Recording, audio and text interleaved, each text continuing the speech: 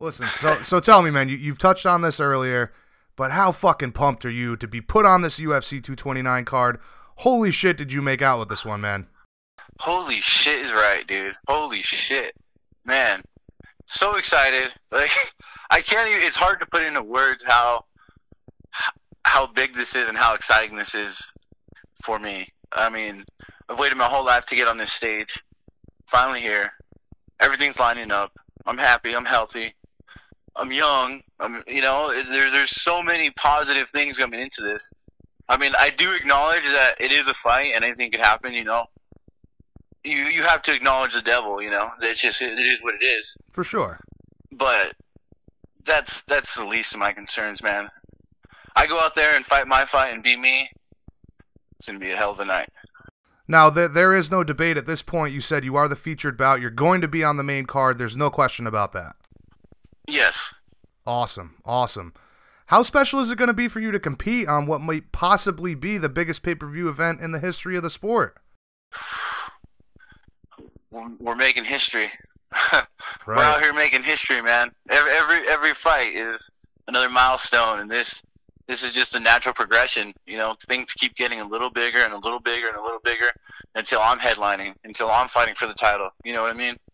So this is just another step in that progression, you know, being around the big media, being around, you know, the circus, as you will, and, you know, really enjoying it and seeing it from a different perspective, not being really I'm not sure if I'm going to be the focus. You know, I'm probably not going to be. I understand that. But being in that environment is, I mean, great experience for me. Yeah, big-time learning experience and an opportunity for you to maybe hone some of those promotional skills that you'll need later on in your career, right? Yeah, and then I could see the man, you know, the master do it live. I get to see Conor do it all live. Yeah. You know, he's the gold platinum standard for this, all this. So, but I do have a challenge for I have a challenge for Conor though. Oh, really? What's that? Yeah. I want to see who has the best left. Okay. That night, I want to see who comes out with the best left. Now, it's interesting you say that because I've talked with Dwayne Ludwig extensively on Conor's pull cross. You know, that sneak left he has really is like Muhammad Ali-esque. Like, it is brilliant stuff. So you're saying that you have a better pull cross, you have a better left hand than Conor McGregor does? Well, we'll see. That's what I want to see. All right. Awesome, man. You heard it here first, bjpenn.com radio. Awesome.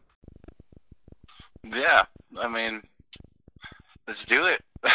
And what a better guy to challenge, right? You get your name out there. I mean, you shoot for the top. He's the best southpaw striker in the game right now. For sure.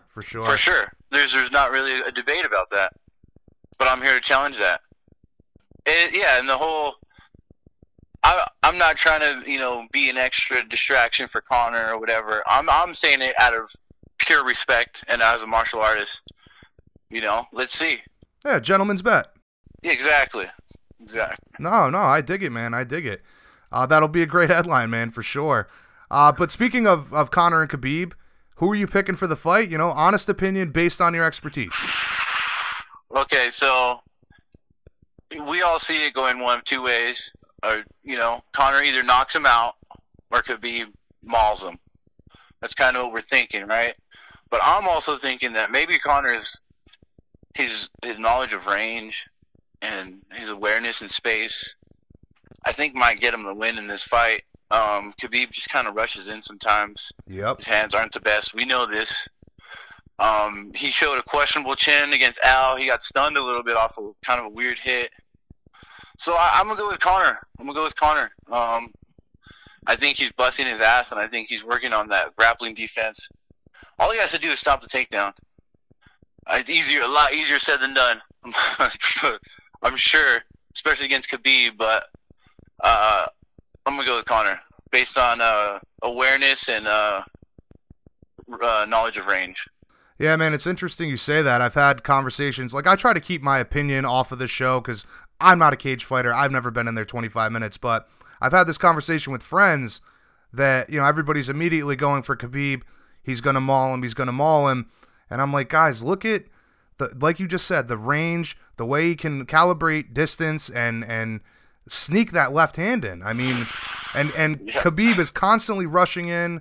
I really think that that's going to play to Conor's advantage. And one thing I think Conor doesn't get enough credit for is you saw it in the Chad Mendes fight, in the Nate Diaz fight, the second one, I believe, or maybe even the first before he got choked.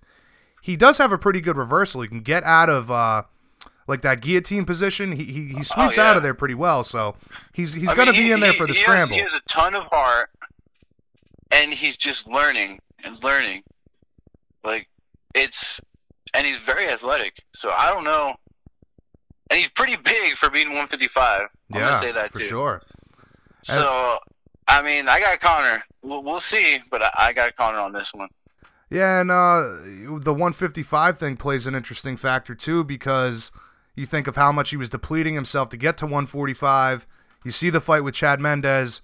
It's probably going to be a different story when he's not depleting himself as much. So, for sure, a lot of factors going into it. People forget that he won the Max Holloway fight off the takedowns. Right. I saw that one live in Boston. Yeah, absolutely. Like the striking was pretty close. Max was kind of getting him on the feet, but then those takedowns sealed it for him.